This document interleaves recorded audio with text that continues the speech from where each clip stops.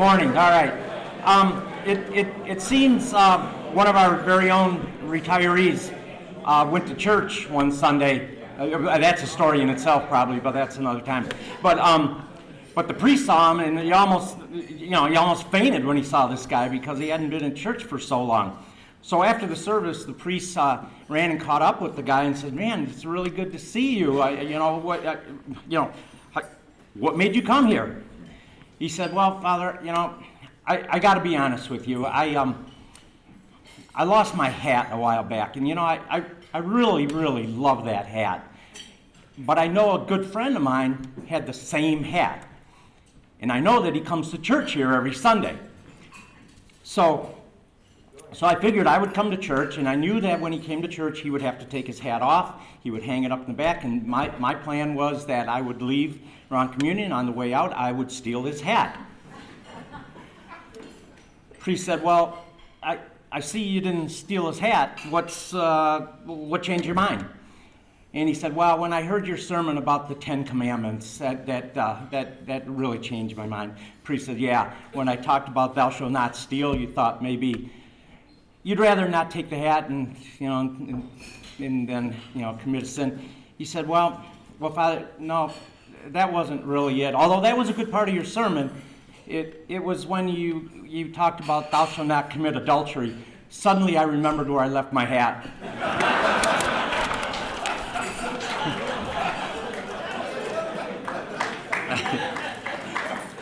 All right, yeah, okay.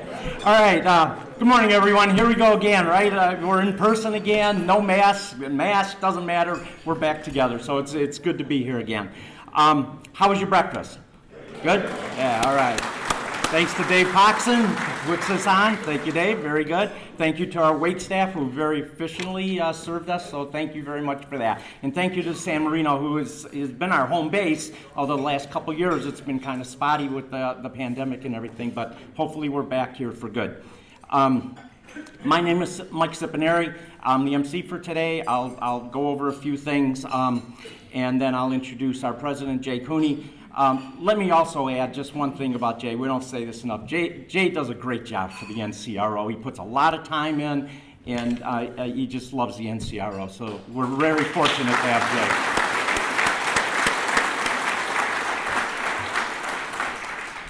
This is the NCRO's 48th breakfast. We've had other meetings, but they've been virtual, so the 48th in-person meeting, breakfast meeting. So it's amazing that we've been able to sustain this since really 2008. And it's because of you guys that everybody supports this organization. So thank you very much for doing that. Today we had about 190 members sign up and here in person, which meant they spent about $5 per gallon of gas to get here.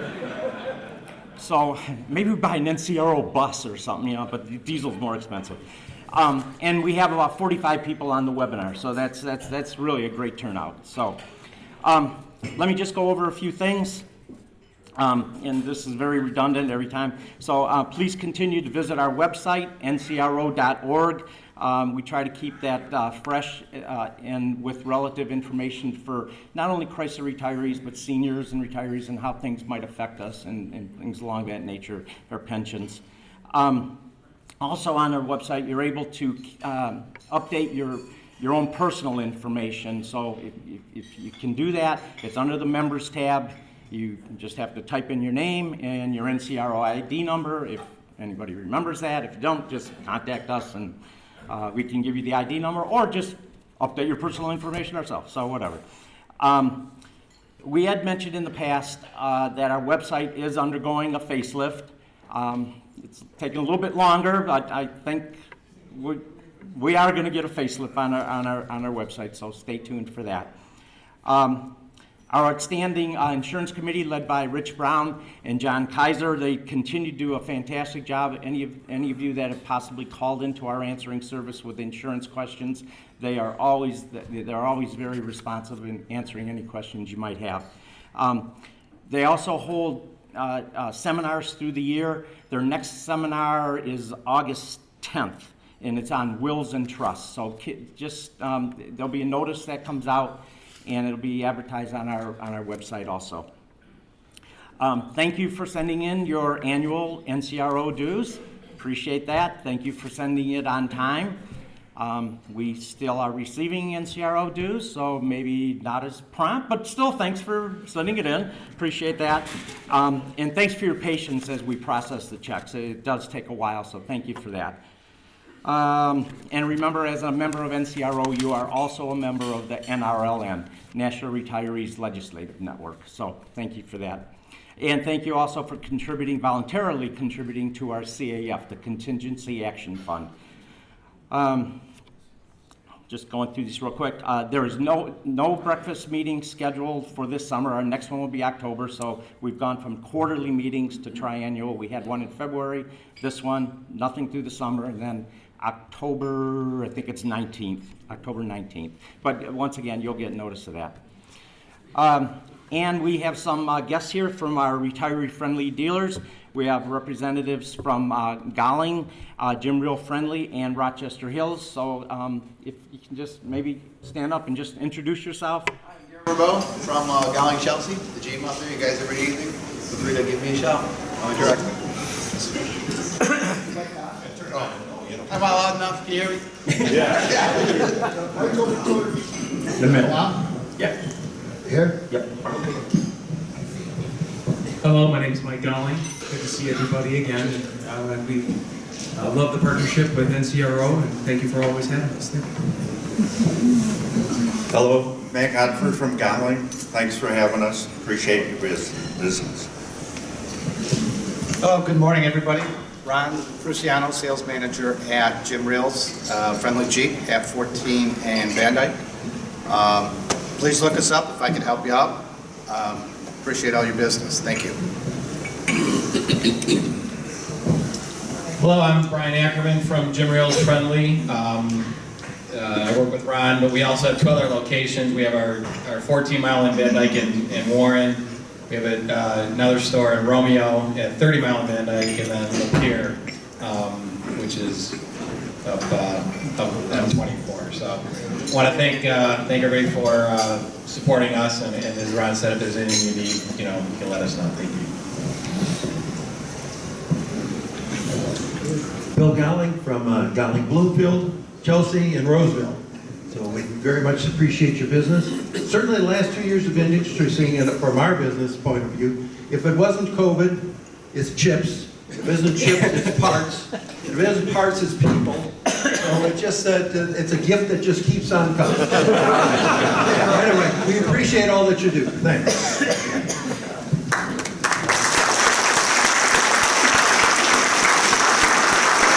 And now it's baby food, so whatever. Thank you for that. And remember, these are the people that advertise on our website, so if you have an opportunity to support them, please do. And I'm sure they'd be more than happy to talk to you after today's event, so thank you for that. And if you have any questions regarding anything NCRO, we get a lot of questions regarding insurance. Just contact our office, our answering service. Contact information is on our website, ncro.org, and somebody will get back to you. We try to respond as prompt as we can, well, within 24 hours and usually even sooner than that. So, but if you have any treasurer questions, you can contact me at mikesipineri@comcast.net. If you want to contact our accounting department, you can contact mikesipineri@comcast.net. If you want to contact accounts payable, you can contact mikesipineri@comcast.net. And whatever else. So anyways, okay, here we go. Let me just briefly go through the agenda. So had your breakfast, that's good. So now we're into the news and information. That'll be Jay Cooney. We'll bring Jay up here in a second. And then our keynote speaker is Ralph Diels. Ralph will present an overview of Stellantis, provide insight on where the company is heading, and give everyone a look at some of the products that have been recently introduced. I'm even interested, maybe you even give us a clue what the word Stellantis stands for, so that would be good too, what it actually means. And then we'll open up the Q&A around 11:30, 12 o'clock, and have you out 12:15. So with that, Jay?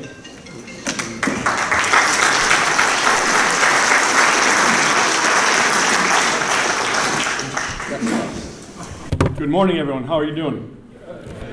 Welcome, welcome, welcome. It's so good to be here together. I think I don't know, did any of you attend the webinar back in February? That was the most difficult thing I think I've ever done in my life. Sitting in my office, speaking to a computer screen with my picture on it. It was just brutal. It really is. So I am just thankful that you guys showed up today and that we could continue to have our 48th one of these meetings. I look back and I've been a president now for 10 years, which I don't know if that's good or bad, but it's been good. It's been a good thing for me. But I also look back and said, I don't know if you guys ever look in the mirror one time and say how long it's been since you've retired. I said, it's been 14 and a half years for me. And I think, gee, where's the time? Time just flies. So it's amazing. But we thank you for being here, all the attendees. We thank you, the dealers. We appreciate all you do for us. And we know that it's an extremely difficult time now. Having started in the sales division, I can only imagine no cars coming in, trying to get there, then chips aren't there, and the guy doesn't have all the equipment on the vehicle when it shows up, and I can only imagine how difficult you guys' jobs have been, but we do appreciate it, and hopefully someday we can get our chips back and everything on the group. The other thing I'd like to thank is our tech group. We've gotten really high tech. I mean, we've got our agenda stuff, we've got our slides here instead of having to read things, and we're doing webcasts. We've got all sorts of stuff going on here. But the tech group, they work really hard to pull these things off. So guys, I really appreciate it. Yeah, you do a great job.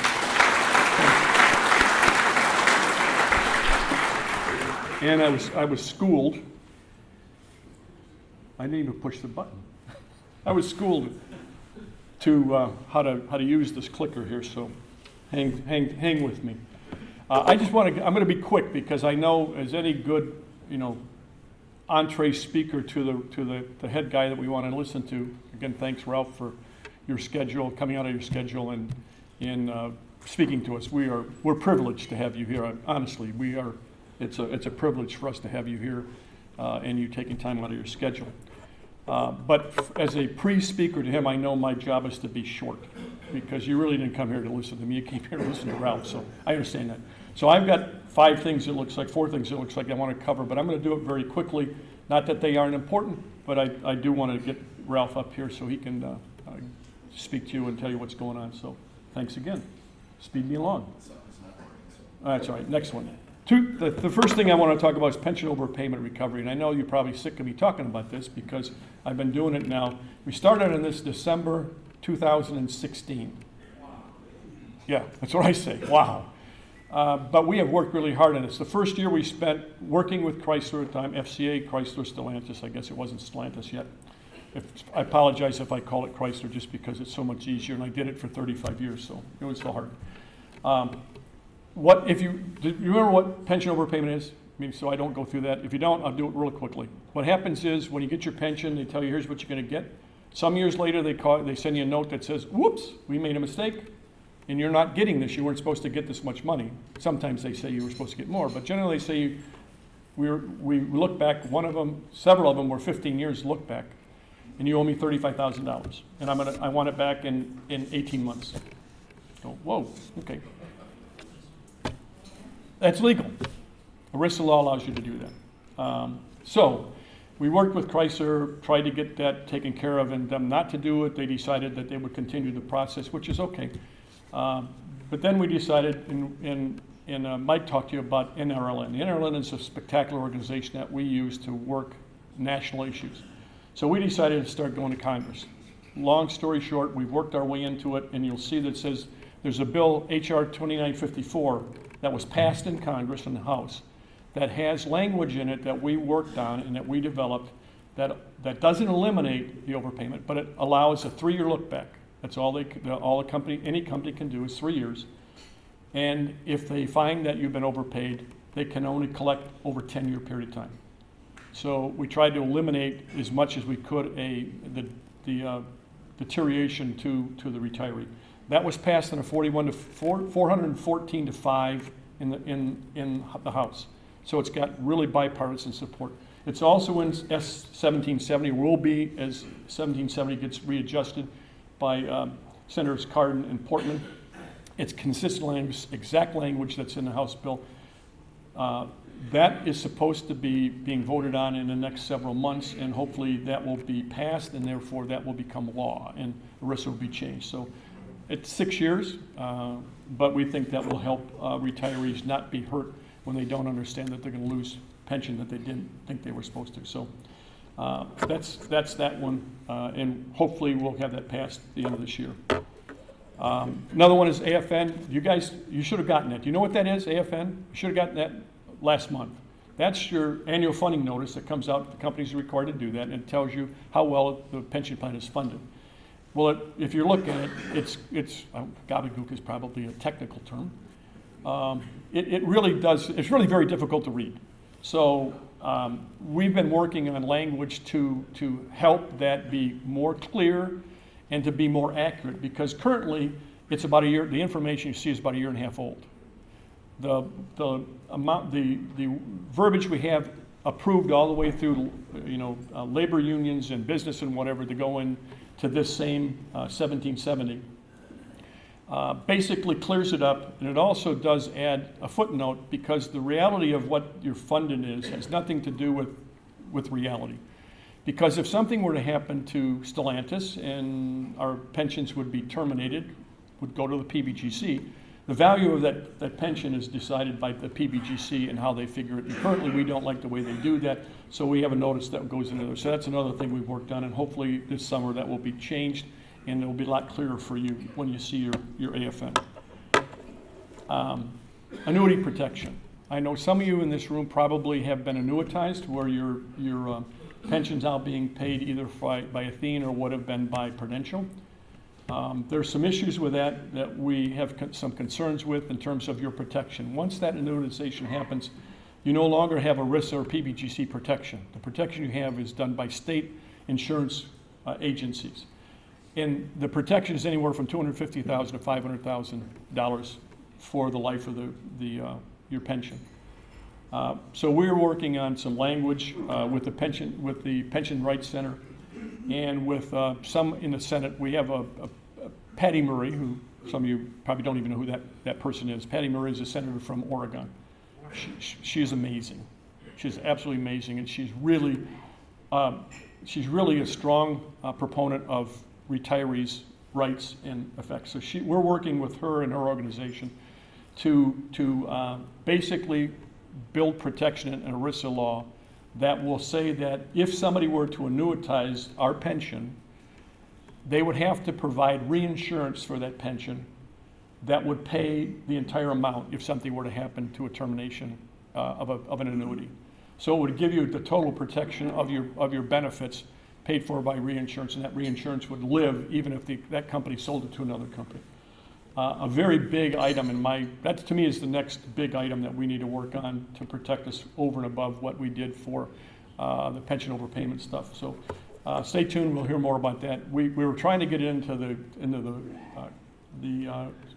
Senate 1770 bill, but unfortunately there's a little bit of issues we have to deal with, so it's going to take us a little longer to do that, because obviously we would think that business isn't really a big supporter of that, because that means if they annuitize you, I'll tell you what it is. The annuity, they have to pay at least, the fundings for those individuals has to be at least 100%, and probably more like 110% of what the long-term liabilities would be of that, in order for an insurance company to pay for it. Added upon that, if we had reinsurance, they would then have to put that in. So it costs business more if they want to annuitize, so they're not really happy about it. But we think we can get that taken care of, and hopefully it won't take 6 years to get it done, so we want to protect that.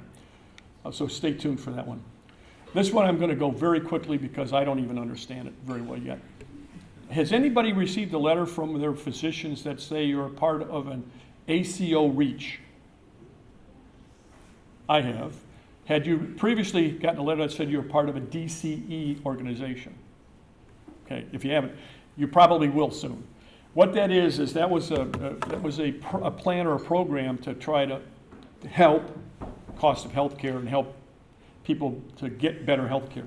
Started by the Trump organization a year ago, January, as a test to see how that could happen. Continued on by the Biden administration, but it had a lot of issues. It was a DCE, which is direct contract entities, and basically what they are giant HMOs.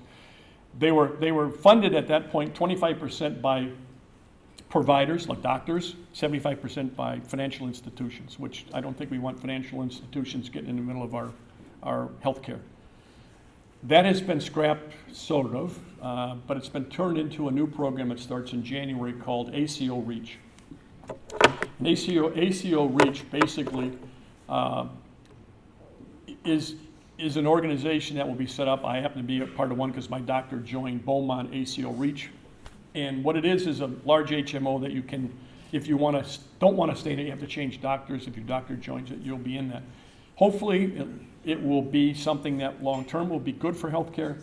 And in the change, that has changed from 75% of ACO REACH individual or organizations have to be managed, controlled, or part of providers, so they have to be doctors, and 25% of it can be financial institutions. So that's been changed.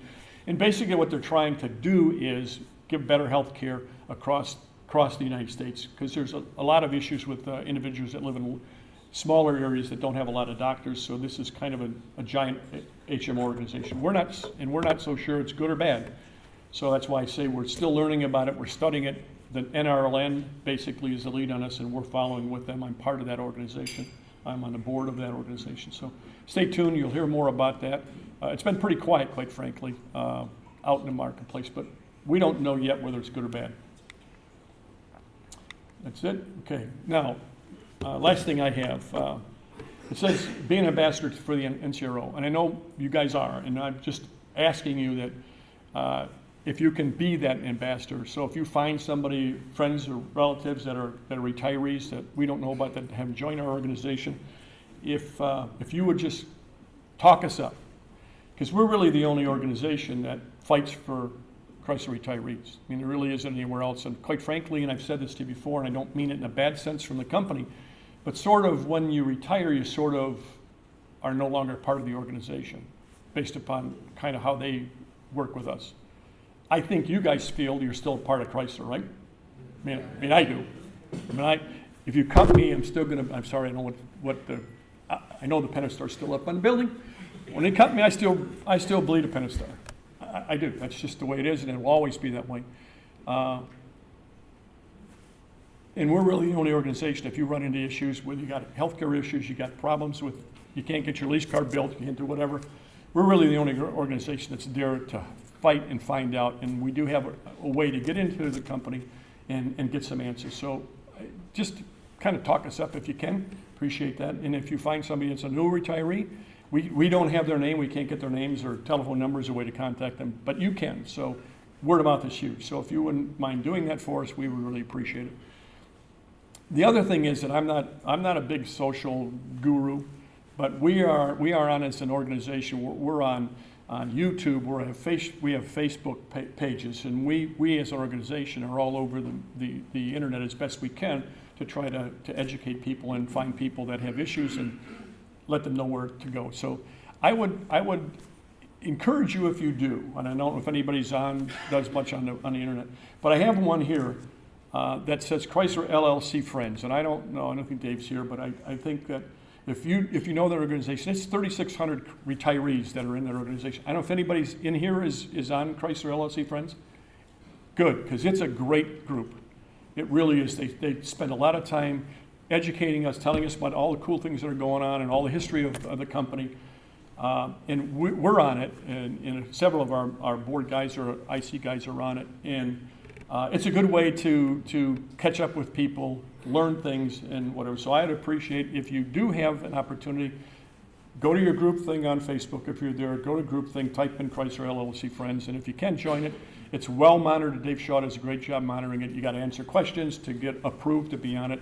And it really is non-political. They keep it very straight, but it's all about us and things that are going on. So it's a good way to communicate with others. And we use it to be able to help people that don't know about us. I'll tell you one real quick.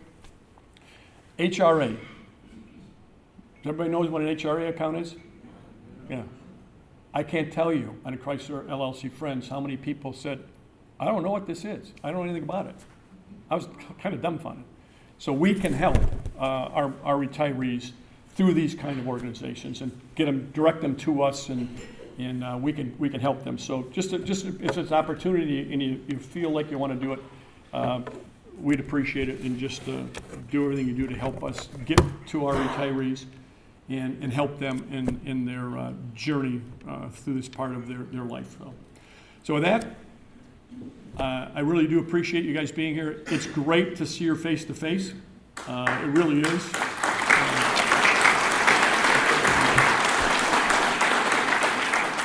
We had this plan coming back in February, but if you think back to February, only a couple of months ago, there was this spike that happened in COVID, and everybody was getting a little concerned, so we canceled it and did the webinar. But man, it's so good to see you guys. It really is. So again, appreciate all your support. And if we can do anything with you, mine is Mike Cipineri. No, I'm sorry. You can contact me it's really simple, Jay Cooney, Kuhnie, @yahoo.com. If you need something, 248-760-6904, 24/7, I'm here. So with that, thanks, Mike.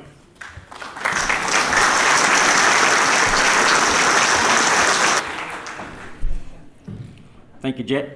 Thank you, Jay. All right.